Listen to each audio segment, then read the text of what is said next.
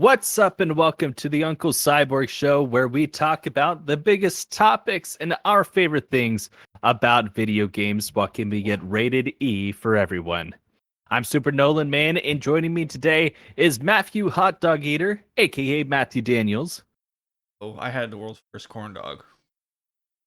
And of course, the man of the hour, the Hyrule King, Bo Mitchell. Hey. And today we are talking about the official Uncle Cyborg review of Clair Obscur Expedition 33.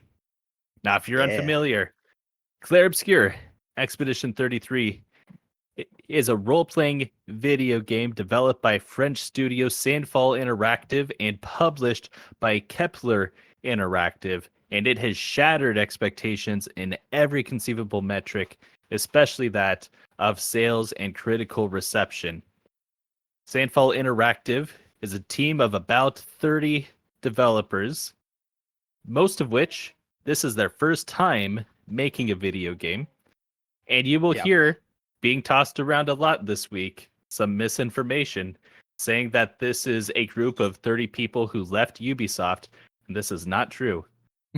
There are 3 or 4 people from Ubisoft who got kind of headhunted and poached into making this game, and honestly, good for them. Because it seems that they've got something really special on their hands here. Taking place in a dark fantasy Belle Epoque setting, the game follows the volunteers of Expedition 33 who set out to destroy the Paintress, a being causing the yearly gommage, erasing those above an ever-decreasing age. Played from a third-person perspective, the player controls a party of characters exploring areas and engaging in combat. Coupled to its turn-based mechanics are real-time aspects such as quick-time events and timing actions in combat, which have been the talk of the town the last 10 days since its release. Now, Bo is going to be giving us his review of Clair Obscur Expedition 33. And so far this year, we've had some pretty high ratings. We've had a couple low ratings. I'm curious to see where this goes based on how highly you spoke of it last week. But I'm going to let you take things away here. Yeah. So I'm going to start off right off the bat, Uncle Cyborg way. We give the score pretty close to the beginning of the review. My opinion has not changed. This game is getting a full 10, no question. No kidding. Yeah. It has earned a special place in my heart. It is one of my favorite JRPGs of all time. And yeah, I can't wait to play more of it. I still have more to play, and it's great. Well, first of all, great news that it stuck the landing. Second of all, man, yeah, we'll be talking about that. Second of all, I'll be honest, I did not think we were going to give out a 10 this year. 10s are like, they are a few times in a generation kind of thing. So this is one that people are going to be talking about for a long time. Crazy. And for those who are unfamiliar with the Uncle Cyborg review scale, a 10 would be a masterpiece. We're talking about one of the all-time greats, a game that will influence game design for years to come. Anyone who knows games needs to be familiar with this, even if they haven't played it. So some examples are things like Legend of Zelda Breath of the Wild, Elden Ring, Super Mario World, Super Mario Bros. 3, GTA 5. You say that Clair Obscur Expedition 33 is among those all-time greats. Yeah. Wow.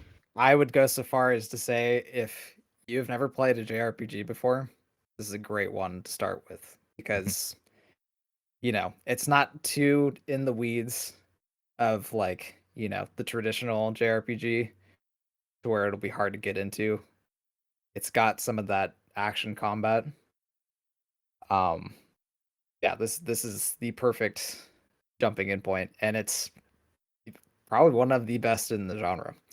Mm, mm. So pretty incredible. Yeah. Um. Yeah. So I'm gonna start on the rest of this here. So Nolan already kind of described some of the story. I'm gonna give a little bit of a synopsis as well. Um. Originally, the premise of this game is to go and beat up the paintress, like he said, because she keeps killing more and more people every passing year with what they call the gommage. Um, she writes a new number on the monolith. That represents the age of the people that are going to die. Pretty self-explanatory. They kind of like Thanos snap out. It's like this effective like uh dust with like almost like an ink swirl and like petals. But as the story progresses, new information and new players in the story are revealed, and you discover just how big the situation really is.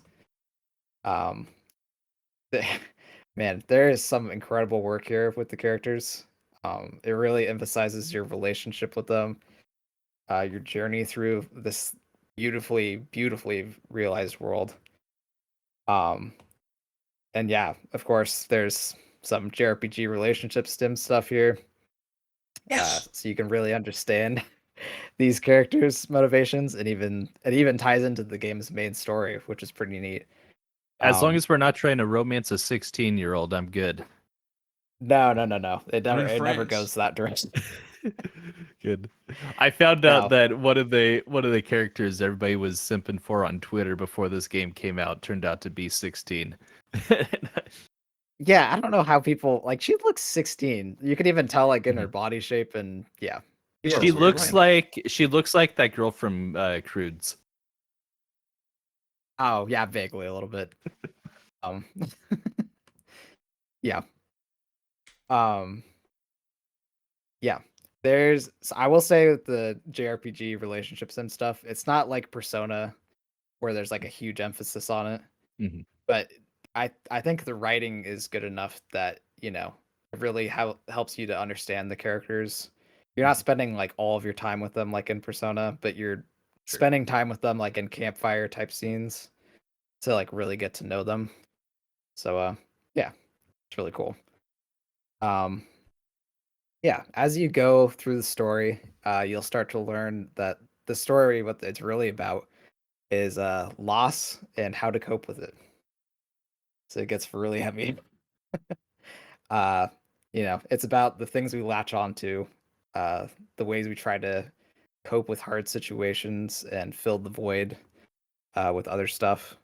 Uh, but what the game really wants to ask, and it definitely does, is if escaping into fantasies to feel better is really worth it in the end, or if it's better to live life that we've been given, no matter how hard it is, and accept the reality of what that is. So Dev's watching Okay. it Naruto. gets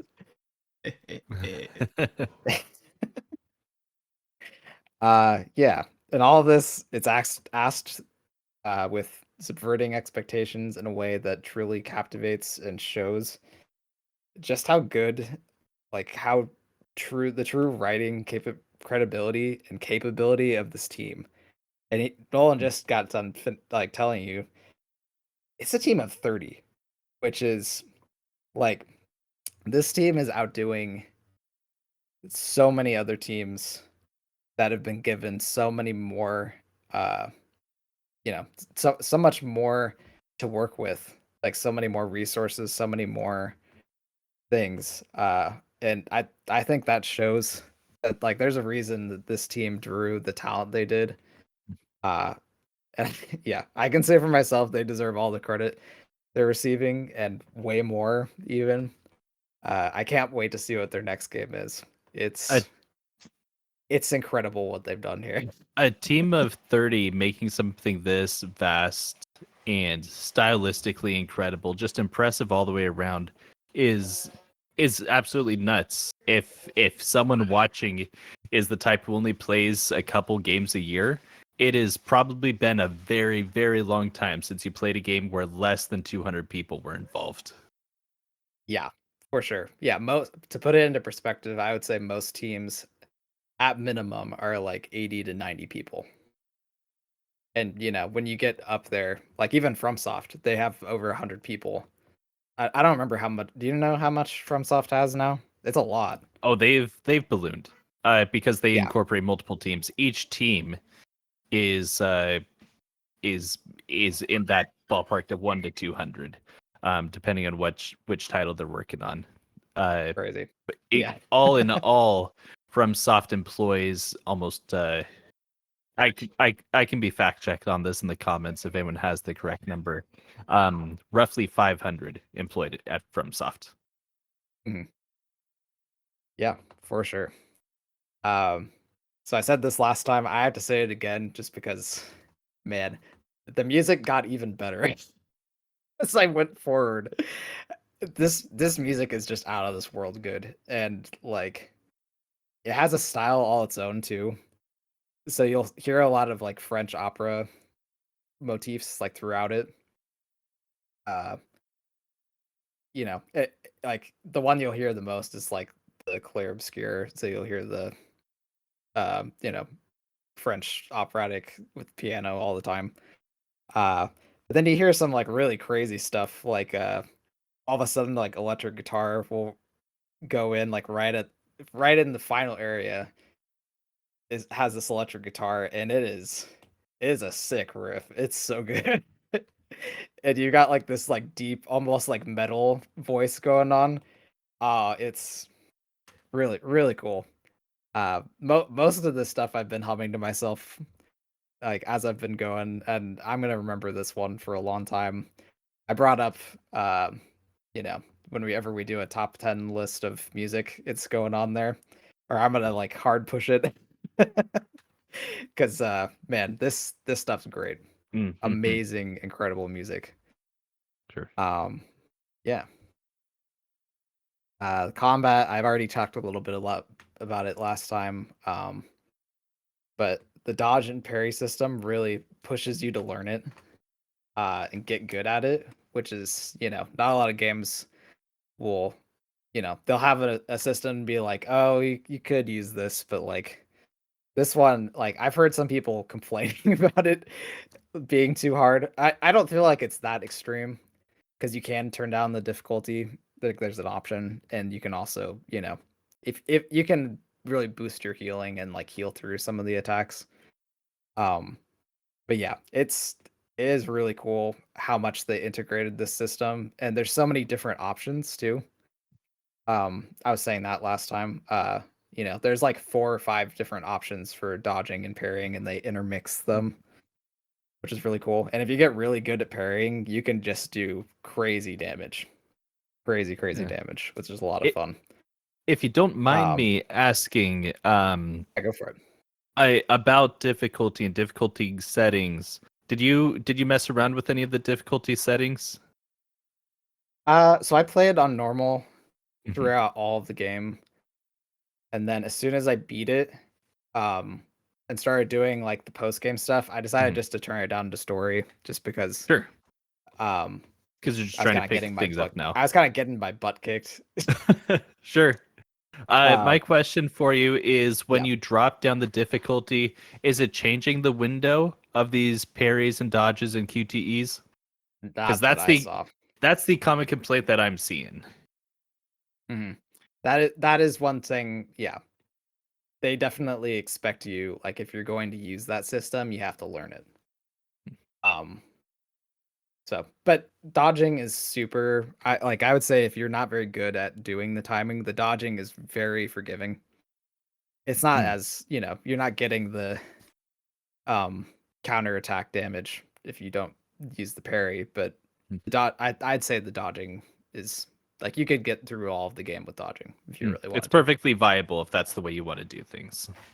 hmm Okay. For sure. Yeah. Yeah. It's probably one of my favorite battle systems in any RPG, JRPG. Mm, Because it, like I was saying before, it takes the turn-based combat that works in the older JRPGs, and it adds that active element with dodging and parrying systems. Sometimes it feels like with some of the bosses, it's like you're um, you know, playing a Dark Souls game almost, but with JRPG combat. It's it's fun. It's really cool because some of these bosses, like some of the end bosses, they're attacking you. Like they get 4 turns, and like each of their turns, they're attacking 6 times. So you have to like either parry 6 times or dodge 6 times per attack in the list.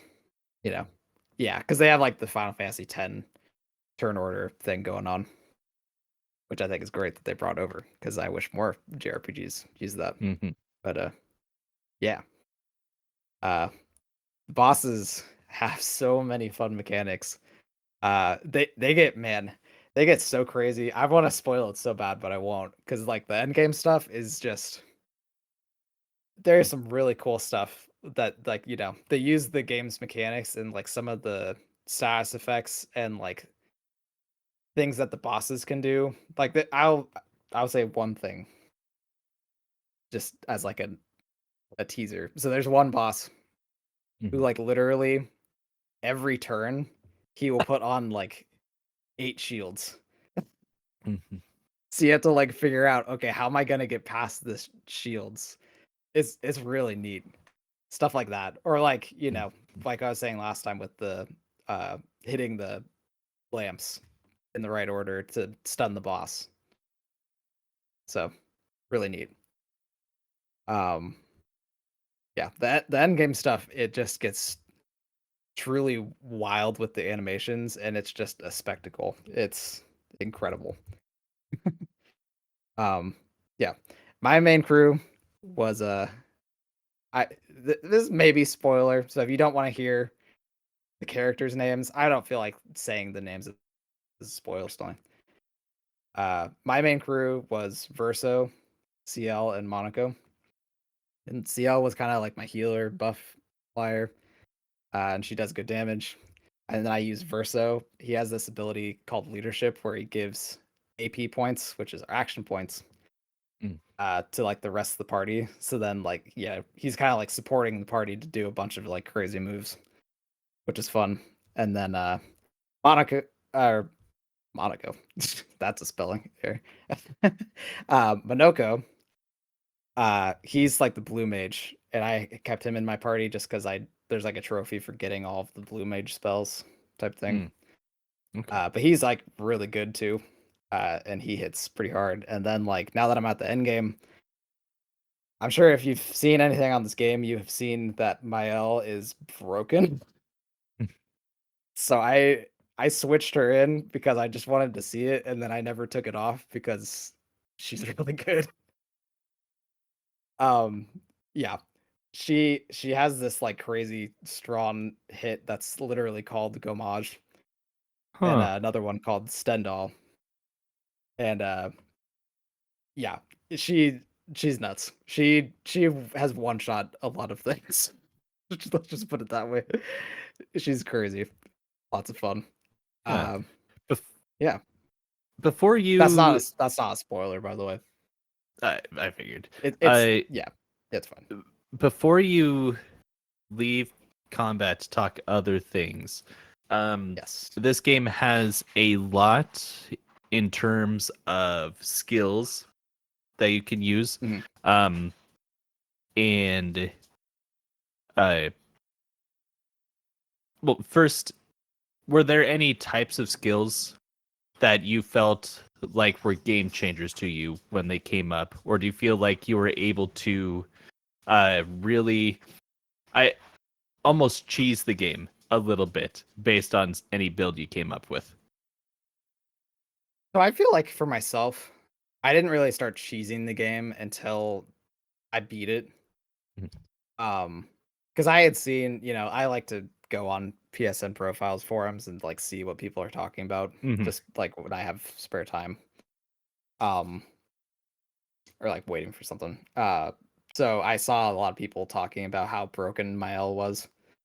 Um, So there's basically like a sword you can get, and like if you upgrade it just she has like 200% damage up, Wow. Nice. which is really crazy. So people have been using that.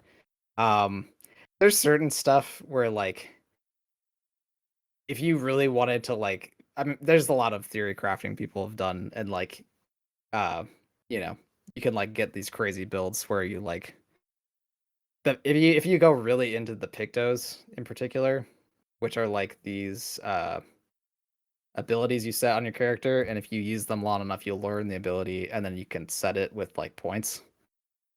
Um, some of those are really game breaking, but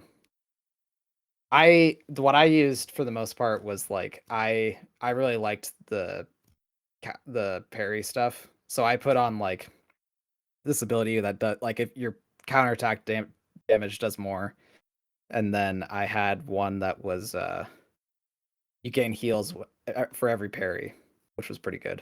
Mm, that's I pretty wouldn't sweet. say that's game breaking because that's I mean the parries you have to get the timing down pretty well. Right. Mhm. Um, but yeah, I mean there's a lot of like status effects ones and ones where uh if you break shields you'll gain the ones that people have been using are like if you break shields and then you like die with a certain character, it'll up your damage with Mael to like stupid levels to the point where like by endgame there's people doing over almost 1 billion damage.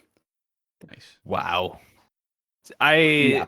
I love that kind of stuff. Oh. When Yeah. I've heard about the combinations that you can come up with between the Pictos and your different arts, I've There's a loved ton seeing of the Pictos. Like yeah. a ton of them. And I've loved to see the combinations that people have been coming up with. And what I really like, I love that you can boost the heck out of Mael and make her Mhm. just stupidly powerful. I love when a developer has that kind of confidence in a game to Yeah. give people the tools to do that, because I think I mentioned this in I did my review earlier this year for South of Midnight, that I felt like they took too long to get to the point where you had your moves, when they could have been spend that time making them bigger and more impressive and letting you do cooler things. And Mhm. it sounds like this is a game that really gets that says, yeah, this first couple thirds of the game, you've had to really work to get stuff. Now that you're coming here towards the end, here's all these Yeah. abilities. You can start mix them up, and you can just start dog walking some of these smaller enemies and make yourself Yeah. a real competitor against these tough boss battles. Yeah, and the cool thing with they have like a skill tree thing too. So if you want to set up a character a certain way with like certain abilities, so like the developers were saying that when they were doing the developer interviews, you can literally make Bael your like defensive buffing character, or you could do, like Verso is the one that does all the damage, or like Verso's the one like how I did it where he, kind of buffs and gives all the AP points. There's a ton of fun stuff you can do because of the skill tree. So yeah, lots of cool stuff. He said you I do yeah that you can oh, go have her ahead. doing 1 billion damage. How much health does like kind of midway to end game bosses have? Or does it not So it show? depends on the boss. I would say like the final boss. Shoot, how much health did that have? The final boss, I think it was like 2 million. Um, You can get so that like character the strong enough to one shot the boss then. oh yeah, you could Nice. before you got there. But I mean, that's any like Yeah. all JRPGs. You can do that if you really wanted to. But it's Yeah, it more how sounds like you this one If just you're gives. talking about like post game, some yeah. of those bosses, like so my MIL isn't fully powered up yet, but she can do like 2 million in one hit. And there's some bosses where that only took off like 1/8 of their health bar. Nice. Wow. Yeah, and I was like, I have to come back to this later because the boss is just like beating me up basically. Yeah. Mhm. Yep. But that's cool that because this is the big JRPG thing is that in a good JRPG you can overpower. You can Yeah. do Yeah, and I either. love that. Yeah, especially I mean you look at Final Fantasy as being the series Yeah. that's known for this. I mean you take Final Fantasy X, you could literally pay a summon to just one shot everything for you. yeah, or So in some games you can just basically attack your teammates a bunch of times so that they'll wow, build yeah. up better health and better defenses early game, and then it's a walk in the park for the rest of the game. Uh, and I like that this game gives you the tools in a way it's very natural. That doesn't Mhm. feel like you are taking advantage of something, but you do feel like you are getting away with something maybe here and there. Yeah, for sure. And the builds that people have come up with, like, I don't think you would naturally find that unless you were like super duper into doing the Mm. Pictos, like working for it. Okay. Naturally, anyway. So, yeah, pretty cool. All right. So, now we have some of the few negatives I have with the game. So this one is kind of minor. I've seen some people say this more so than others. I feel like it's pretty minor. Some people really don't like the menus in this game. Mm. Uh, they feel like they're too cluttered or they're too like there's not good UI design. I would disagree myself. I feel like when you get a bunch of Pictos, that's when it starts to feel a little bit cluttered. And um that's all I would say with like the main UI design. The one thing I would say for myself, I feel like some of the UI menus when you're talking with like the upgrade NPC are kind of annoying. It's because like you'll go into the menu and then you'll back out and it backs you all the way out. Like you're done talking with them and you have to go back Oh. into it. That's kind of just like, Mm. okay, why'd you do that? Like it's Mhm. not like annoying or it's slightly annoying, but it's not like breaking. It's just like that's weird. Um, other things I would say, and this is maybe more like my own personal opinion. Um, I feel like how they did the areas. So like when you go to a new area, you literally can see the name of the area, and then like if it's too high level for you, you'll see a danger like in red underneath it. Okay. But that's it. So there's some areas in like post game, like most of them are danger. And Mm. like when I first started post game, I was like, okay, I want to go into these areas, Mhm. but I don't know which one I'd be able to like actually do stuff because I don't know how high level this is. So I just had to go into it and then like try it out and get my butt kicked and then leave, which is kind of like, Mhm. that wasted my time a little bit, you know. But yeah, that's like minor to me. And optional content. So Right. Right. yeah, not a huge deal. Mhm. One of the ones that I actually have a deal with is the mini games, which if you're making the direct comparison to Final Fantasy, they're pretty well known for mini games. Mhm. Um, yeah, this doesn't detract from my score, but oh boy, the one mini game in particular that I just flat out thought was bad was Just Row Raf Volleyball. Ah, man. Oh I my love gosh. volleyball. So other people have been talking about this one too. It's brutal. Uh, so you run around in 3D, and it's like a really jank angle. Like it's like pulled out. So it's like not quite top down, so it makes it kind of weird. And then you have like these really fast moving targets getting shot at you, and you have to shoot them back with your attack, and it's delayed on the attack. So if you like do it wrong, you don't have enough time to do the attack again because you have to wait for the cooldown on the attack. So that's like really jank. And then they're just throwing them at you super fast, and your opponent has like stupid amounts of health compared to you. So yeah, that one took me a while to be like a solid hour. Is it as bad as Blitzball? I actually like Blitzball personally, Wow, he likes it. but I just never really understood it. Blitzball, the rules are dumb, but I feel like there's a good mini game over there. This one is just bad. Oh, okay. Like this gets kick. How does it compare to Griffball? Yeah. It's a Halo thing. I've heard of that. It took me once you said Halo. Yeah, the rest of the mini games I think are fine. Do they make you do it, or there's is it like a optional thing? It's optional. Okay. Yeah, it's optional. All the mini games They are didn't optional. Throw it in there and make You have to do it if you want the swimsuits. Yeah, and the platinum. platinum and the platinum. swimsuit. Yeah, the rest of them are fine. It's just like jump puzzle type stuff, and it's a little bit jank because you can like bounce off the ledge and not grab it like you're supposed to. And there's no the longest one is probably the most annoying, and that's the one I've heard people complain about too, where it's just super long and there's no checkpoint. So if you fall all the way down, you have to do all of it again.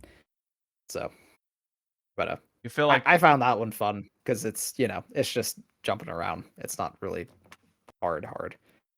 feel like especially the ones that you didn't like as much. Do you think they're better off just not being in there at all? Yeah, I feel like the raft one especially is just a bad. Like it's just bad. Like I don't get why they thought it was a good idea. But the idea is fun, like on paper, but I think they either needed to work on it more or just cut it. So it is what it is. Like it doesn't ruin the game for me. It's more just like, man, that part was really annoying. Yeah. Sure. Like I'm not doing that again. Yeah. That's also yeah. As soon as I was done, I was like, oh, thank goodness that's over. Right. Yeah, So. that's also one of those things that by the for those who are watching and unfamiliar, for the nature of the way that Bo plays games is he is a big time completionist. That is, you're doing everything required to achieve every trophy in the game. So your average Joe who's playing the game is not going to be required to do that. You can kind of just like jump in and jump out, and it's leave. I'm not doing that. yeah, and you kind of just try it out, and maybe you try for like 5 minutes. You're like, okay, that was fun enough. Let me go on and do something else now. Versus getting stuck there for hours trying to, brute force your way through this. Yeah. Yep. For sure. Hey, just no tell the devs out there. These guys just made a 10 out of 10 game, and they couldn't get mini games right. Don't think you're going to be any different. All right, just focus on what you know how to make the game. All right, just make it. You don't got to do all this extra stuff. Yeah. So I also want to talk about the endings of this game. I will not spoil it, so don't worry about clicking off the video or anything like that. I just kind of want to talk about my thoughts on the endings, just like how they made me feel, to kind of like almost like hype people up for like what to expect from these endings, which is I think really neat. The only way to describe the endings of this game, there's two endings, and it's a choice ending. That's all I'll say about it. They're both of them are haunting. Now, like haunting. It's to make sure I've really understood. Is it like there's two endings that are after each other, or you have an option to do one of two endings? Yes, you have an option of doing one of two endings. Okay. Yeah. Yeah. Just it's one of those like great choice endings where I'm still thinking about it after it's over. Is this like both of them? My jaw was like hanging open, and like they just really make like they just twist the knife in there, and like I loved it. Is this going to be something that players talk about, like the Jinsakai choice at the end of Ghost of Tsushima? I think it's similar, yeah, but it's like in a different way. It's more like a So that one is just tough. Like, you can understand both sides. This one is Mhm. like morality, kind of a choice, I Oh, won, which but at is what really cost? interesting. Yeah. I I can't describe Versus it the too much ethics of without Jinsakai. saying what it is. I can't, Um, That's right. We'll save some mystery, yeah. I but can't wait to play it because I heard somebody said when you beat the final boss, Peter Griffin comes up from the ground and people just like tears were coming down. And it's like playing music. No. it says, "Hi, Lois. I'm on the 33rd expedition." So let me just put it this way. I saw some people wish that they had a happier ending for both Hmm. of them. But That's the life. point of the game is definitely not. Yeah, it's more they're going for a realistic, like, yeah. Uh, Now, is there any hope to be found at the end of this game, or is I'd say that there's a hope to be spoiler? found in one of them if Hmm. you have a certain way of thinking of it. So, One so of the them way is that just I straight up despair, in my opinion. so what So this there's sounds like to that. me is that there's two endings. There's the bad ending and there's the worse ending. Kind of. Yeah, which is why some people are, yeah, very upset about it. I think that the game was pushing towards that the whole time, just that, like I was saying before, of you know, really like learning about loss and how to deal with it. Mm. Um, like the game has been pushing that the whole time. That's like, from opening, game is like, hey, there's all this loss around. Like, how do these people deal with it? So, Okay. uh yeah. Um yeah, so to wrap up, I think this game has one of the most beautiful, fully realized worlds I've ever seen in a JRPG. It has artistic, captivating environments that continually made my jaw drop. I'm like looking up at this just incredible scenery. I kind of already talked a little bit about it last time. Uh, but uh, picture what I said last time amplified to like times 5 for the ending Mm. zones. They get really creative with it, and it's just beautiful. Like, absolutely incredible.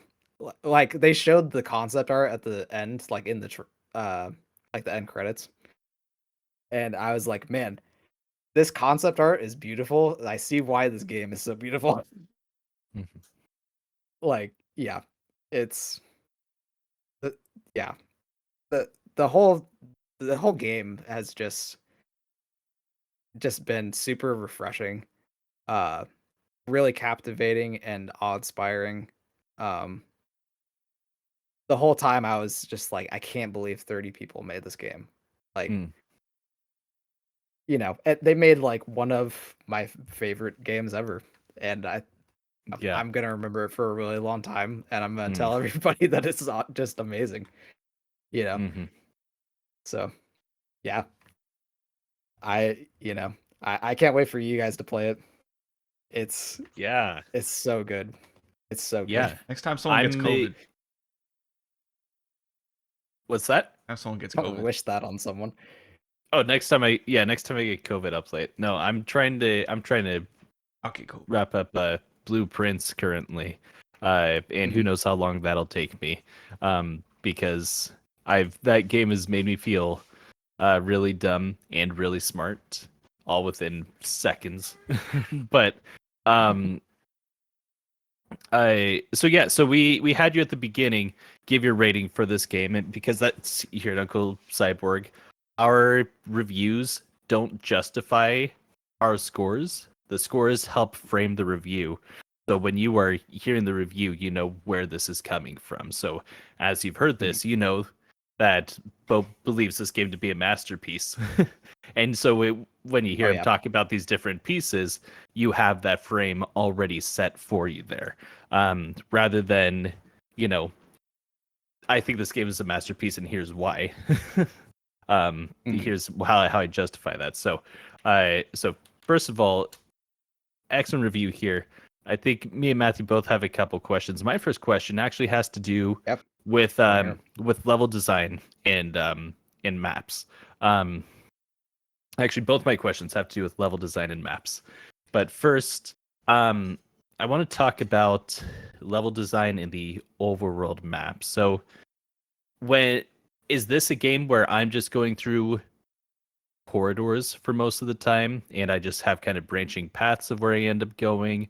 Or is there like, do you feel a sense of adventure and agency as you travel the world? We're not counting the world map. So just Mm. in the areas. So I'd say there's a mix of both. Kind of like it's actually really similar to Final Fantasy X. I think they took a lot of inspiration from that game. Mhm, Uh, it's not quite as linear as that game mhm. in the design, but it does have some corridors. Okay. Where it's different with this one is they have more spots where it's like, okay, this is a bit more of like an open field-esque thing. Mhm.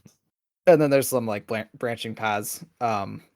There's some areas where it's like, man, there is a ton of areas to go to, and I'm a little bit lost. Mm, okay. That's cool. I mean, I think that's fun. Um, All right. yeah.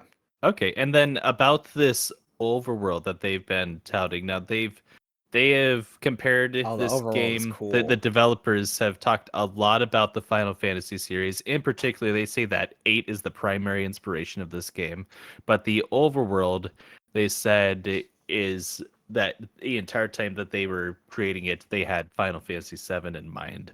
Um, I can see that. so this It reminds me a lot of Nino Kuni's overworld actually, where it's just like this really big, and there's like secrets you can find. Um, and you unlock like exploration abilities, so you can like go to different areas. Okay. Uh, yeah, really cool. It's easily one of that's another thing I would say too is this is easily one of the best overworlds in any Okay. JRPG. Wow. Like it is really Yeah. neat, and there's a ton of secrets and lots of hidden areas. Really cool. That's very cool because I often feel like these overworlds are kind of a waste of time and like just let me click from place to place. Don't make me travel across it. But it sounds like the travel is worth it. Yeah, and it's cool to look at. It really shows how much they thought about all the different areas because you can see how cool the areas are in like Mhm. before you even go inside them. Sure. So yeah, really cool. Okay. And then um last thing I wanted to ask was about maps because there is no map, no mini map in this game. Uh and Yeah, that there's an is a overworld map and clear that's it. yeah. So when you are in your different zones, you don't have a ton of direction where to go outside of these lights that kind of guide you down the golden path. If you Mhm. can keep track of them, because they're not always super obvious.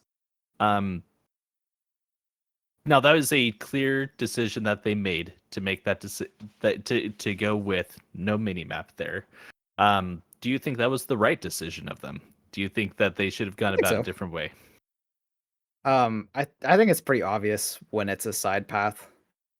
There's a few times where I was like, oh, this could be like a side path or a main path. But for the most part, it's like, okay, I have to go down this like corridor that looks like it's more narrow. Like, Mhm. there's like a ceiling you have to duck under to go into it, or you have to take a rope to go down, or you know, something like that where it's pretty obvious that it's a different area. Um, so yeah, I really like the world design, and they also made it, you know, they didn't make it feel like it's always a corridor, which is really good. Mhm. Okay. Like it zigs, it zags, it opens up. Um, yeah. All right. Matthew, do you have any questions? Gotcha. Question. Question everybody's been asking since they clicked on this video. Can you grill the dog? No, Oh, there actually isn't. That is one thing. There's not a lot of like eating in this game. wow. Like they mention eating every once in a That's because while, they'd but have to eat it's French food. I'm good. I'll pass this. Hilarious. There drink are wine. baguettes. There's scenes where they drink wine. Oh. Yeah, you can have a baguette on your back. That's one of the the outfits are actually really cool. There's a lot of funny outfits you can do like that one. Yeah. I didn't mean to steal your thunder, Matt, if that was your real question. Yes. My bad, man. Did you have any other questions? You don't even have a furry companion with you in this game. And we They got a took so grill. much inspiration from 8. There's no dog following you around. Mm. That's too bad. All right. I mean, I don't mind. All right. Well, this is one that I know that I am so excited to finally get to, and especially Can't hearing wait for you guys to see it. yeah, hearing now your review, like all the reviews that I'd heard up till now, have gotten me very excited for this game. And the review that you've given this told me that this is a must play. So I am definitely going to see this one, yeah, before the end of the year here. And of course, we've just got to mention it briefly. When it comes to Game of the Year time, do you expect anything coming out this year to give it a run for its money? The only game that's coming out this year. Well, okay. There's 2 games that I think could Not maybe give it including a run for Pokemon. its money. Metroid Prime 4, Ghost of Yote. And I don't think they're going to. Mm-hmm. Just gonna call that now. I mean, I'd be like impressed if they did. I Yeah, don't think they're gonna beat it. The way you've talked For about me. this game, I don't see how any of those could top it for you. I mean, I hope that it becomes competitive, because that means that these other games are going to be really fantastic games of the generation as well. I did have one final question before we close out here. How does the combat rank amongst FromSoft games? Because all I've heard, That's like a completely different question. all I've heard the entire time is that Parries and dodging. the parries and dodging feel more satisfying than they did in Sekiro and all this other stuff. So I will say there's a ton more spectacle, but I don't think you could pull that off in a FromSoft game because of how the combat works in that game. Mm-hmm. With this one, it's a turn-based game, so like you can slow it down and get the slow-mo of like the and like, you know, and then you just all of a sudden when like you just give the huge impact. That feels amazing. I don't think you could do that in like a, you know, action RPG Sure. where, you know, that would be sick if you could. Yeah. I'd love to see it. I I've don't heard think you could. I've heard the comparison to the excitement and the patting of the back of a rhythm game, like something like a DDR. It does and kind of things feel like that. rhythmic. Yeah. Hmm. And some of the bosses or attacks, especially, like there's a pattern to it. Yeah, I love, like, there's even sound cues to like help you in the game. So like every once in a while you'll hear with like a really powerful attack, it'll be like, and then like, you know, as soon as like right after that sound, you need to either dodge or parry. You're gonna die. Hmm. Like that's excellent design. I love it. And there's like other cues too. Like you'll see like, oh, okay, this attack has like, you know, a trail, and then all of a sudden will speed up and stuff like that. Lots of really cool stuff to help you. So That's very cool. Well, it sounds like Clair Obscur is Expedition 33 is going to be a must play for most gamers. What do you guys think at home? Thank you again, Bo, for that fantastic review. And if you're sitting there in the comments section, you can let us know. Do you think it's fair to call this game a JRPG, where it's not made by a J team? might as well. Or what is your favorite JRPG of all time? Let us know in the comments. Thank you guys for watching. Again, I'm Super Nolan Man. We have Matthew Hot Dog Eater, and again, the Hyrule King, Bo Mitchell. And you have a great day.